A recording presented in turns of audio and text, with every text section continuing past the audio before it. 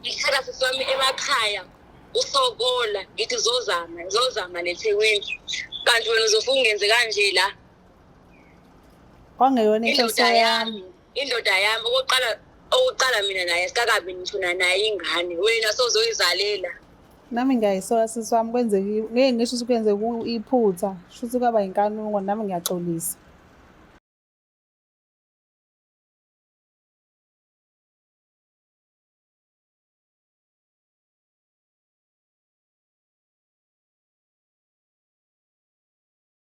Cela ukuthatha le thuba ngibingelele mbukeli we-Black Life TV kwisiqephu sesithi sikhipha izimfihlo with myself Mlangeni uMagasela. Kunosisiko seduzane kwami ngicabanga ukuthi naye nazi-ke bafethu ukuthi uze ngalolu daba. Asingasimoshi isikhathi asithathe leli thuba simbingelele simamukele kulolu hlelo. Sawubona unjani? Ngiyaphila Magasela njani? Ngiyaphila. Ugeza ngani-ke manje sinaku ngiyawanqena vele amanzi nensipho. Lutho Sendaya amanzi nje shuthi hayi ungithandile. Ngikuthandile? Aw bakithi, I love that. Ngicela bandla uthathe ithuba ubingelele umbukeli bese uyazisho ukuthi uqhamukaphi. Sanibona ababukeli. Qhamukale phansi ngaphesheya kothukela eShowe. Okay. Hayi wangaphesheya kothukela impela. Sando sami ufuna sikusize ngani lo ufuna igonyuluka la ekhaya? Yo. Nginenkinga la enkulu engifuna ukuyicomplexa kusisi wami. Kusukela ngonyaka odlule usisi wami khona ubusanana naye. So lo bhuti lona wazi engithatha engisa kuyena engibonisa yena ngoba bahlala ndawonye. Behlala ndawonye usisi wami wayethi uyangibiza ongitholela umsebenzi. So ufuna ngihlale naye isikhashana then mase ngihlezi naye isikhashana sengisebenza ngizokwazi ukuthi ngisuke ngithole indawo yami. Angazi noma kwathatheka amehlo ngoba nje ngathi nje ngiqala ukumbona ngavele ngabona ukuthi hayi kushuthi lona-ke mina naye hayi sizozwana. Ayike sahlala-ke nosisi wami sebehamba isikhathi ngabona ukuthi hayi mina nomuntu wakhe siyazwana. Imake wotsho. Ukhona ubhuti owahlangana naye waku-approach. Usisi wami wangithatha ethi ngitholele umsebenzi. Yeah. Usisi wami uhlala nomuntu wakhe. Yebo kwaba kanjalo. Wamfica usisi wakhe ehleli nomuntu wakhe? Yebo. So behleli nomuntu wakhe mina ngafike ngahlala nabo. Ngasebenza mengisebenza ngingakayitholi indawo yokuhlala. Bangihleli nabo babili. So usisi wami wayethi emsebenzini kube nakhona lokho ukuthi nje siyazwana siyabukana ngalamehlo.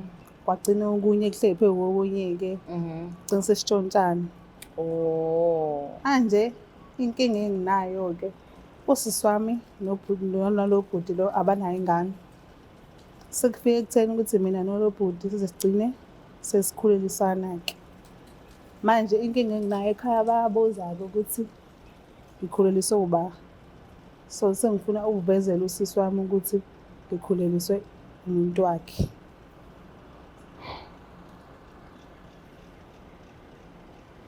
So uma bekubuza ekhaya uthini? Phela ngiyafihla because angazi ukuthi ngizosho kanjani ukuthi usisi wami bengithemba ngihambe kuyena ngokuthi Ima usayithwele manje noma usuwabeletha? Angakabelethi. Okay. So ngenzele ukuthi noma sekufika sokuthi sengiyakhululeka ebesazi ukuthi sengibelethe ingane yomuntu wakhe. Umfana uyazi ukuthi uzoconfessa wena ngalento manje? Angimtshelanga ngoba akafuni kuze ngisho ukuthi ingane yakhe. Wathi ungasho umuntu? Wathi ngingasho umuntu, ngisho ukuthi ingane yakhe. Kodwa nisaqhubeka nokuyitika? Siyaqhubeka nokuyitika phela manje vele into esiyenza ukuthi afuna siqhubeke ukuthi ingane yakhe izokhuliswa uba mengaqhubeki nayo ngisho ngifuna ukukhuliswa yini indoda. So manje ngibhlungu because ngenza into ebuhlungu kusisi wami. Angazi ukuthi ngizoqala ngaphi ngithini because nasekhaya bafuna iy'mpendulo. Khuleliswe uba ingane kumele ihlawule yonke leyo nto loyo kumele ngichaze. Usisi wakho noSibari bashadile noma bahleli kusenje? Abashadile bahlalisene. Abakhokhelile lutho? Abakhokhelene lutho. And okuwesi usisi wami abanayo ingane nalo bhuti. Mina sekuzofika nengane.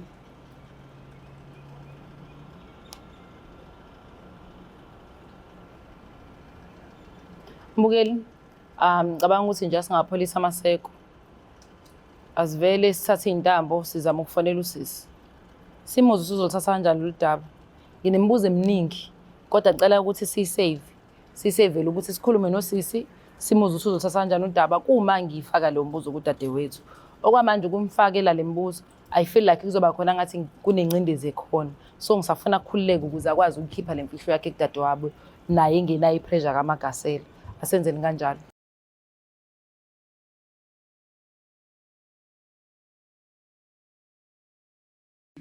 Izimpande zama-Afrika sisebenzisa amakhambi esintu kokulapha. Bathi uFebruary inyanga yothando. Nathi ngoba sithanda wena, sikwenzele la makhombo. Ikhombo yomama inesikhafulo, isibambelelo, idliso, iziwasho zamabhadi, nenhlanhla nogazi, inamathela, nepin code, ikhuphula istofu isibeke kusikisi. Kunekhombo yobaba, inesikhafulo, isibambelelo, idliso, iziwasho zamabhadi, nenhlanhla nogazi, umvusankunzi, iyaqina idonkepiri, uqina umthetho endlini. Ukuze ufake i-order, sibhalele WhatsApp ku-076 349 6631 noma usebenzise inombolo ethi 062 219 7748 noma uzizele mathupha kwifamasi yethu ekushop number 87 kuQueen Street eThekwini. Khumbula, ikhombo ngayinye ingu-600, uthenga okukodwa uthola ku-5 mahala. Especially sizoba khona ukusuka ngomhla ka-1 February kuya kumhla ka-28 February. Izimpande zama-Afrika sisebenzisa amakhambi esintu kokulapha. Uhlangene ongoti nezinjulabuchopho kwezokulapha ngesintu ukuze silaphe wena.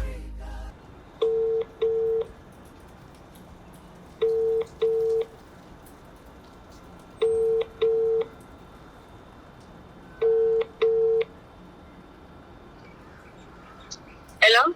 Yebo sawubona njani? Ngiyaphila nami. Ukhuluma noMlangeni Magasela wakwa Black Life TV. Ngikufonela ngikuhlelo olubizwa ngokuthi sikhipha izimfihlo. Angazi noma unaso yini isikhathi esincane dadewethu, ngifisa ukuthi usiphe indlebe nje khona usisi ofisa ukukhuluma nawe okulolu hlelo. Hayi, thinking. Ngicela kancane. Unjani sisi wami? Njani? Ngiyaphila. Ngize la kwi-Black Life TV ngizocela usizo, bengisize khona into engifuna ukuyi-confessa kuwena. Sisi wami ngifuna ukusho ukuthi khona into ekade yenzeka kusukela last year phakathi kwami nomuntu wakho. Sithi kuwena wangithatha ekhaya wathi uzongifunela umsebenzi. Ebeyenzeka? Khona into ibiyenzeka manje. Nawubuza ekhaya bengibuza ukuthi ngikhuleliswe ubaba, ngihluleke ukubatshela. Manje ufuna ukuthini mina? Bengifuna ukutshela ukuthi le ngane engiyithwele umuntu wakho.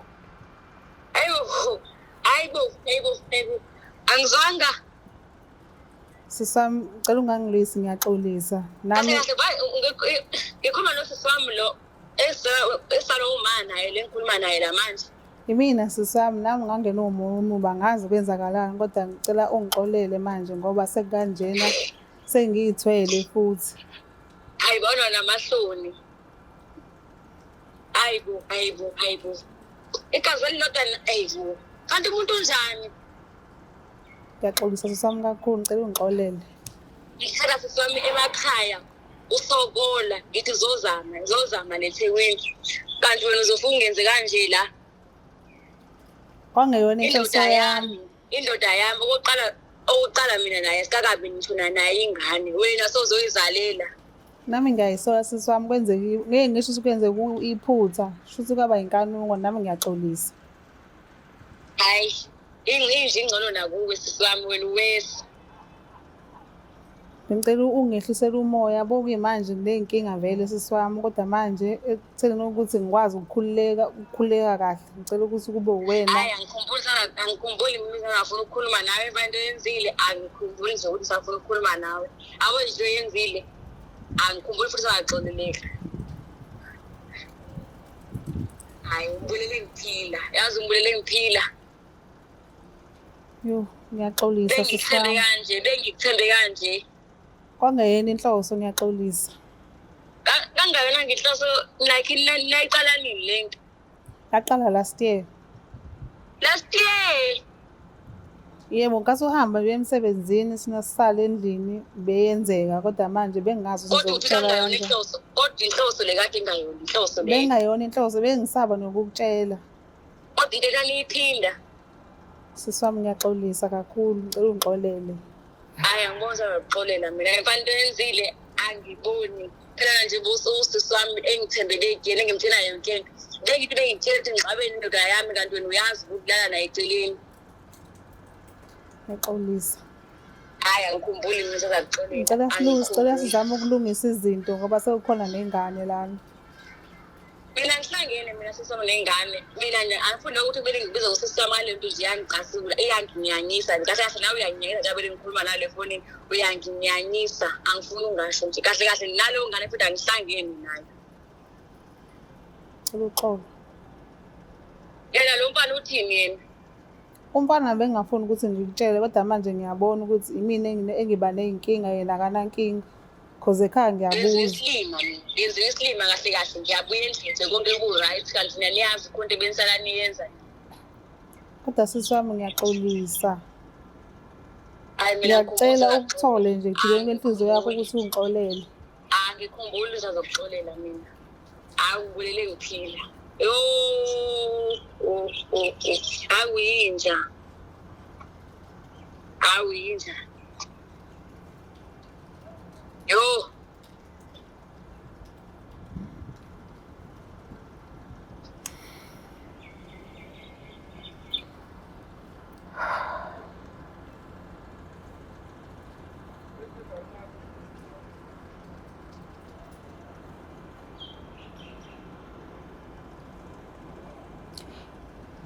Uzizwa kanjani njengoba usuconfessile? Angikho right. Kunzima. Ngazi ukuthi ngithathe siphi isinqumo njengamanje. So inkinga la umbuzo wami ngifuna ukwazi ukuthi usukwenze konke lokho okwenzakalile enikwenze noSibari. Usuzohlala lapha ngoba ulandwe emakhaya ngoba kuthiwa uzosizakala la. Uphindele emakhaya noma usaphindela khona kaSibari. Wavele nisewuma wengane. Ngizozama ukuphindela ekhaya nasekhaya vele banemibuzo vele usisi uzobatshela ukuthi lengane kabayi ngiyithwele ngoba sengimtshelile nje. Ngicabanga ekhaya bona bazothatha kanjani lo daba. Vele ngisenkingeni vele kwamanje. Ngazi ukuthi ngizophuma ngishone ngaphi. Because egcina kosuku balindele impendulo.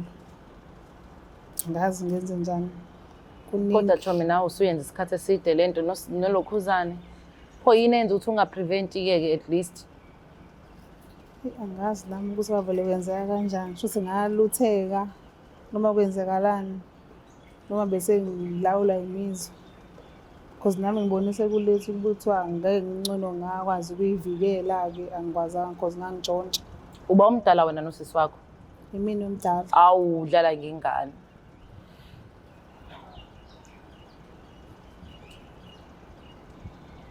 Kodwa-ke so unfortunate sekwenzakele lokwenzakalela akukho esikwazi ukukureverse. Njengamanje ngicabanga ukuthi it's fair ukuthi sikutholele ocwepheshe sizozama futhi uphinde simfonele usisi wakho sinitholele noba uthiwa ocwepheshe i-counselling ezokwazi ukuthi mhlampe nikwazi ukuthi nikhulume lento khona ba-expect nibone ukuthi nizoyenza kanjani nizoyithola kanjani into eyaphambili njengomndeni because egcineni nomndeni nikhona ingane involved kodwa futhi khona ne-betrayal so ukurecover from betrayal panami it takes years. Nalokho ngangcono mhlambe. Siyaxolisa sithanda sami.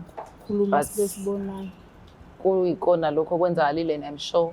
Noma kubhlungu kodwa akukho nzima because uyifakile kuthiwa uzenzile akakhalelwa kakhulu. Kuthiwa kuhleka noma kushoniwe kodwa-ke kuzolunga. Ngiyabonga kakhulu. Siyabonga.